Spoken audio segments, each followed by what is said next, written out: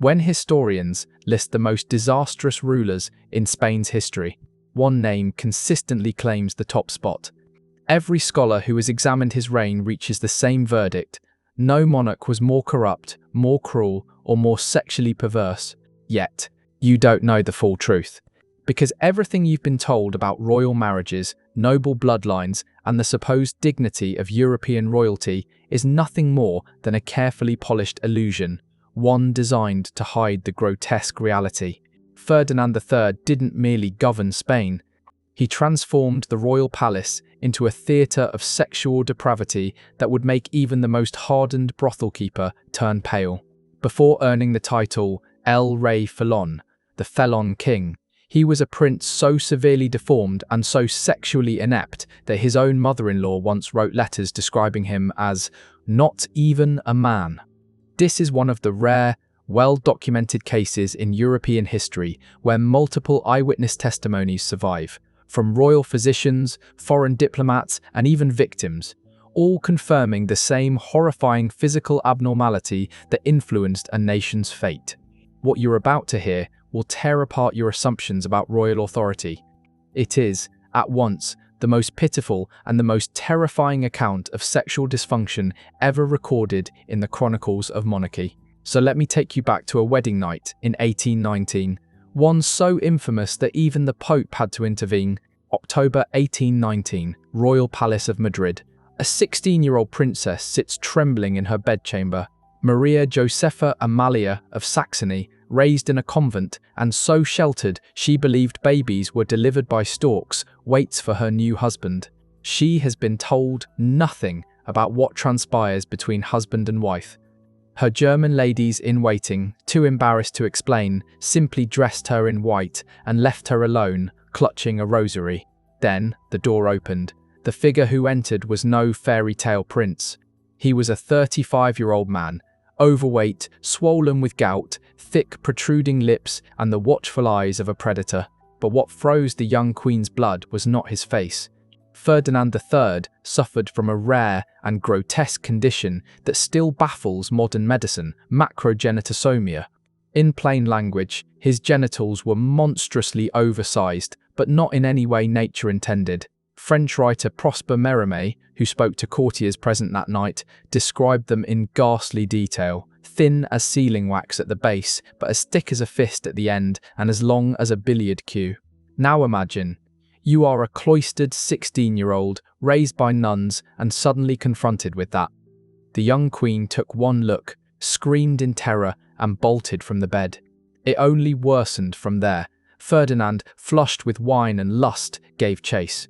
Picture it: a morbidly obese, middle-aged king stumbling after a teenage bride who is literally running for her life.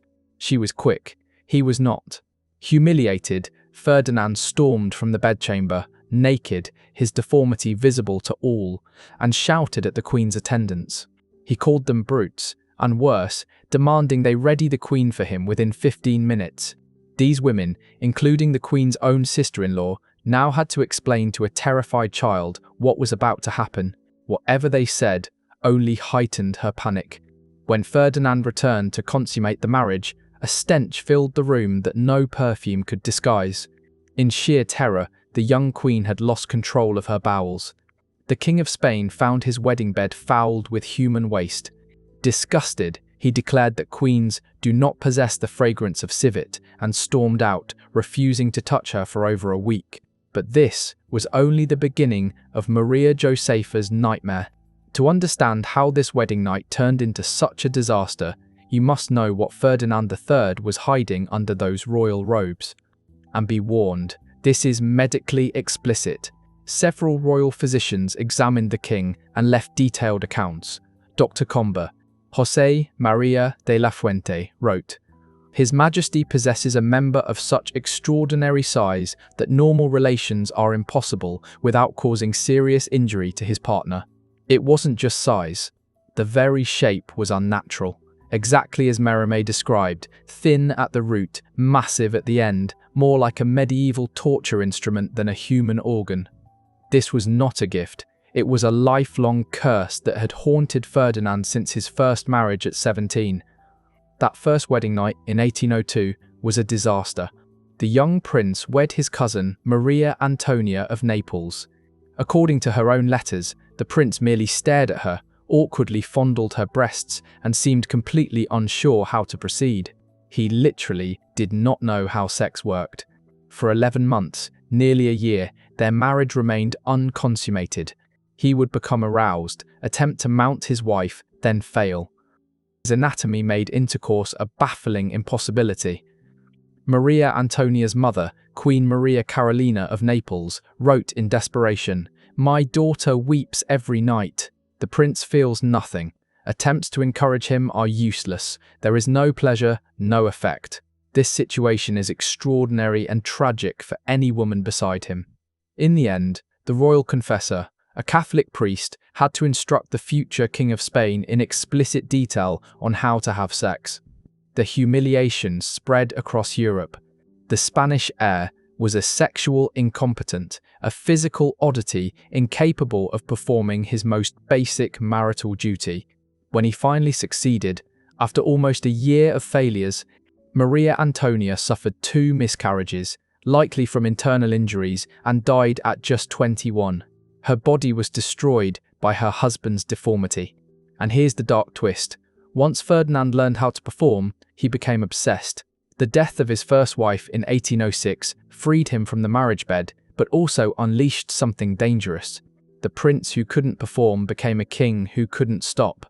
When Ferdinand returned to power in 1814 after Napoleon's defeat, he was 30 years old, sexually frustrated, and holding absolute power. What came next was a decade of depravity that would make even Caligula avert his eyes. Almost every night, the king slipped out of the palace under a dark cloak. His destination, the filthiest brothel Madrid had to offer. His favourite haunt was run by a madam nicknamed Pepa la Malaga, a house so notorious that respectable citizens would cross the street to avoid passing its doors. Ferdinand never went alone. He gathered a circle of young aristocrats, men as morally bankrupt as himself, and together they turned Madrid's red light quarter into their private arena. Here's where it turns particularly revolting. Ferdinand was perversely proud of the same deformity that had once brought him humiliation. He made it into a drunken party stunt. Multiple witnesses recalled the same nauseating display, the King of Spain, flushed with cheap wine, challenging his companions to size contests. One by one they exposed themselves, comparing measurements. Ferdinand always emerged the winner. His friends even gave him a nickname, El Bien Dotado, the well-endowed one. He would parade around the brothel, his grotesque anatomy brazenly visible, boasting of his exploits. But the boasts were the least sickening part. Ferdinand nursed a fetish that revealed the true depths of his corruption. In his own words, preserved by Count José María de Villa, "Lobos," the king boasted, "they leave my bed certain that no other man could give them such pleasure. And do you know what I value most after I've taken them? Keeping the rags marked with the proof of their maidenhood." Let that sink in. The King of Spain kept the blood-stained sheets from the virgins he deflowered. Not as part of any tradition, but as a personal obsession. A grisly hobby he pursued with the same passion other monarchs reserved for collecting art. While the Prado Museum was being built, ironically, by his neglected second wife, Ferdinand was building his own private archive of bloodied trophies. And Pepa la Malaga's girls were not his only victims. On his journeys across Spain, he left behind a string of ruined women, a widow in Aranjuez, a peasant girl in Sacadon, servants in the royal household who dared not refuse him. Every conquest added another rag to his macabre collection. Meanwhile, Spain itself was falling to pieces. While Ferdinand spent his nights comparing manhoods and stockpiling virgins' blood, the nation lost its entire American empire. Liberal reformers were executed in droves, the economy spiraled into collapse. The king remained indifferent. There were brothels to visit, women to ruin, trophies to hoard. This was the man who would go on to marry 3 more times, 3 more women who would learn that becoming Queen of Spain was an invitation to a nightmare beyond imagination. In 1806, desperate for an heir, Ferdinand's solution was to marry his own niece. Maria Isabel of Braganza was 19, plain in appearance, and Portuguese, 3 marks against her in the gossiping Spanish court. They greeted her with a cruel rhyme, feia, pobre, y portuguesa, chupize, essa, ugly, poor and Portuguese. But Maria Isabel had something her husband never would, dignity. While he prowled the brothels, she quietly founded the Prado Museum and opened the Royal Academy to female artists. She tried to bring refinement to a court drowning in filth. Ferdinand hardly noticed. To him, she was merely a vessel for the air he craved. In 1818, she became pregnant. That's when Ferdinand's tale shifted from grotesque farce to pure horror. When Maria Isabel went into labour, trouble began immediately. The child was breech. The Queen was weakening fast. The royal doctors faced a grim choice: save the mother or save the child. Ferdinand decided without hesitation: save the child, cut her if necessary. What followed was seen by a dozen witnesses who all gave the same account. Surgeons began an emergency caesarean in 1818 when pain relief meant little more than wine and opium. They opened her abdomen, believing her unconscious. She was not. Halfway through, her eyes snapped open and she screamed, a scream that echoed through the palace. She was fully awake as they cut into her womb. The surgeons, terrified, pressed on while the Queen writhed in agony. The baby was already dead, had been for hours. Maria Isabel bled out on the table, her final moments spent in unimaginable suffering, sacrificed for a child that could never live. She was 21. Her sister openly blamed Ferdinand. Some whispered that his abnormal anatomy had caused damage during conception. Others blamed his syphilis, a gift from his countless brothel visits, for the stillbirth. Ferdinand felt no remorse. Within a year, he was searching for wife number 3. The need for an heir outweighed all else. If Maria Isabel's fate was tragic, what befell his third wife was so obscene that even the Pope could not ignore it. Remember Maria Josepha, the 16-year-old who soiled herself on her wedding night. That was only the opening act. After that disaster, Ferdinand avoided her for a week. When he returned, she fought him with unexpected ferocity, biting, scratching, and even kicking him in his grotesque genitals hard enough to send the king howling from the room.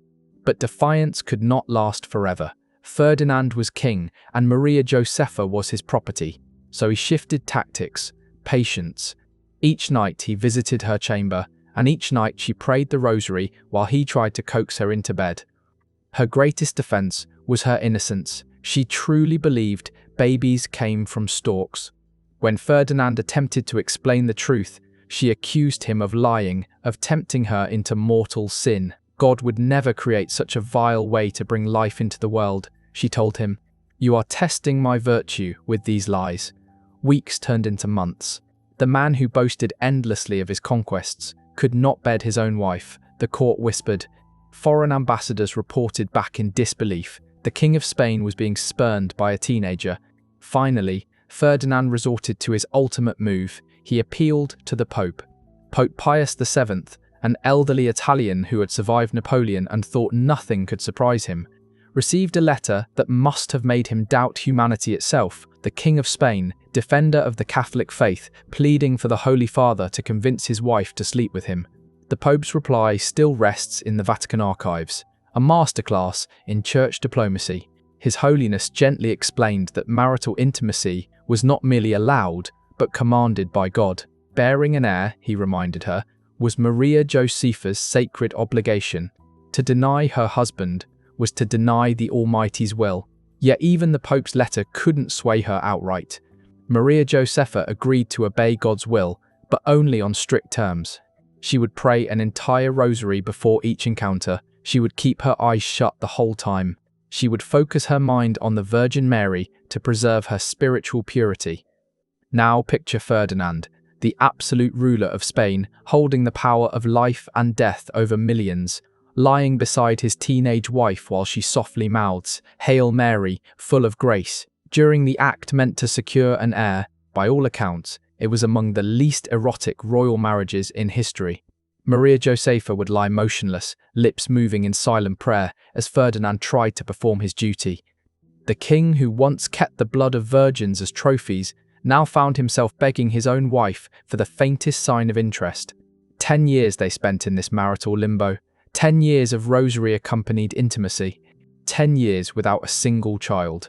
When Maria Josepha died in 1829 at just 25, the official cause being fever, the court breathed a sigh of relief. Ferdinand had failed, yet again, 3 wives, 2 dead, no legitimate heirs. At 45, his health wrecked from decades of debauchery, Ferdinand had one final chance. This time, he met a match in cunning, if not in depravity. Maria Christina of Bourbon. 2 Sicilies knew exactly what awaited her. At 23, she was beautiful, sharp-minded, and ruthlessly practical. She was also Ferdinand's niece, apparently the only Bourbon tradition he truly honoured. Maria Christina had studied where her predecessors had failed. She knew producing an heir wasn't just politics, it was an engineering challenge. The breakthrough came from an unexpected source, the royal physician, Dr. Antonio Hernandez. After examining the king's anatomy and reviewing years of marital medical records, Dr. Hernandez made a startling diagnosis. The problem wasn't solely Ferdinand's size, it was the mechanics. Picture trying to plant a seed with a tool too large for the soil. You must adjust either the tool or the garden. Modifying Ferdinand was impossible, so a different approach was needed. The doctor's answer was ingenious in its simplicity. A specially crafted cushion, orna or mahadilla, of fine silk and soft down. At its centre was a perfectly measured hole, exactly 4 centimetres deep. The design allowed Ferdinand to insert himself through the opening, limiting depth and preventing the injuries that had sabotaged earlier attempts. Only the essential part would reach where it needed to. Maria Christina presented this plan with the tact of a seasoned diplomat. She didn't frame it as a correction for deformity, but as a medical safeguard for producing healthy heirs. Ferdinand's vanity, his greatest weakness. Let him accept this reasoning. Their first attempt with the device was awkward. The king, proud of his size, now had to accept restrictions. Maria Christina treated it as she would any royal protocol, a necessary procedure for the crown's future. And it worked. Within 3 months, she was pregnant. The court held its breath. Would this end like the others? In blood and tragedy. On October 10, 1830, the cannons of Madrid roared in celebration. Maria Christina had delivered a healthy daughter, the future Isabella II. 2 years later, she bore a second daughter, Luisa Fernanda. Ferdinand finally had heirs. It had taken 4 wives, 2 deaths, 1 papal intervention, and a custom-designed cushion. But Isabella's birth brought a new problem. Under Spain's Salic law, adapted from France, women could not inherit the throne. Ferdinand's brother, Don Carlos, expected to succeed him. But Ferdinand, having literally engineered his heirs, wasn't about to let tradition block them. In 1830, he issued the Pragmatic Sanction, overturning centuries of succession law to allow his daughter's claim. When he died in 1833, this decision, rooted in his sexual dysfunction, ignited the First Carlist War, a brutal conflict that would take hundreds of thousands of lives. And then there were the trophies. After Ferdinand's death, Maria Christina ordered a discreet inventory of his private rooms. What they uncovered was beyond disturbing. In a cedar chest wrapped in silk lay dozens of blood-stained squares of cloth, each neatly labelled with a woman's name and date: Carmen, palace maid; March 1821, Isabella, servant, January 1823, Maria, widow, September 1824. The king hadn't exaggerated. For nearly 20 years he had kept this grisly archive. The dates revealed a pattern. The largest clusters followed political crackdowns. After crushing liberal uprisings or ordering executions, he would add several trophies in quick succession. Violence in the throne room was mirrored by violence in the bedroom. The man who signed death warrants by day collected virgin blood by night. One record stood out: Anna, 15, daughter of Colonel Bermudez, February 1823. Her father, a liberal officer, had been executed after a failed revolt. Anna had come to plead for his life. She left with her father dead, and her own innocence destroyed, preserved in the king's foul collection. This wasn't mere abuse of power. It was targeted predation, using sexual violence as another weapon of political terror. When Ferdinand couldn't kill his enemies, he destroyed them through their wives, daughters, and sisters. The full list was never released. Maria Cristina, showing more wisdom than her husband ever had, ordered the entire hoard burned, though several courtiers saw and documented it before its destruction. Their testimonies match exactly, too perfectly aligned to dismiss as mere palace rumour. We know Ferdinand possessed these macabre trophies. We know he meticulously labelled them. We know he added to the hoard following bursts of political violence. What remains unknown is how many women endured suffering to build this twisted archive. The surviving cloths point to dozens, but the truth was likely far grimmer, because here's the reality about predators. They don't document their failures. For every blood-stained scrap in that chest, how many women resisted? How many managed to escape? How many were silenced before they could speak? We'll never know. Ferdinand carried those secrets into the grave, along with the identities of victims whose only misfortune was catching the attention of a king who mistook power for permission. When Ferdinand VII died on September 29, 1833, Spain hardly wept. His own brother immediately proclaimed war. His daughter would be forced into multiple civil wars to defend the throne he had engineered for her. His widow swiftly married a common palace guard, shocking the nation one last time. Yet Ferdinand's real legacy was not political, it was personal. He had dragged the Spanish crown from a sacred institution into a sordid farce. Every monarch after him bore the stain. Every royal marriage came under suspicion. His daughter Isabella II inherited more than just his crown. She inherited his vices. Her own infamous affairs and rumoured nymphomania would lead to her overthrow in 1868. The Bourbon line Ferdinand had painstakingly and unnaturally far secured was ultimately destroyed by its own corrupted bloodline. Now consider that cushion. A king so malformed that conventional conception required mechanical intervention. A dynasty so desperate for an heir that the royal bed became a medical experiment. That cushion, now lost to history, symbolises the full decay of Ferdinand's rule. Power twisted into physical distortion, legitimacy hanging by a thread, or more precisely, by a silk pillow with a perfectly measured hole. Perhaps the bitterest irony is this. Ferdinand VII is remembered not for achievements or acts of greatness, but for his grotesque deformity and the misery it inflicted. He craved the title El Decido, the desired one, yet ended as a grim warning, a reminder that unchecked power breeds monsters. Historians have been unanimous in their disdain. As Stanley G. wrote, cowardly, selfish, grasping, suspicious and vengeful. Lahr put it, the worst of the Habsburg and Bourbon monarchs.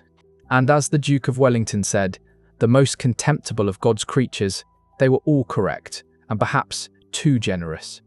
Because Ferdinand VII was not merely a bad ruler, he was a predator with a crown, a man who weaponized his physical abnormality, a sovereign who curated human pain as if it were fine art. His truest legacy lies not in the wars he caused or the throne he passed down, but in the nameless women whose suffering was destroyed in the flames, along with his collection. The servants who had no choice, the virgins who became trophies, the wives who died or lived in silent terror. Ferdinand VII proved that monsters don't always hide under beds or in dark forests. Sometimes they sit on thrones and rule nations. Sometimes they are honoured as kings. And sometimes, just sometimes, history calls them exactly what they were. If you found this account disturbing, watch The Medieval Child Bride, the 6-year-old forced to marry a 29-year-old king, another royal marriage tale that will shatter everything you thought you knew about monarchies. The horrors behind closed doors have shaped more of history than any battlefield.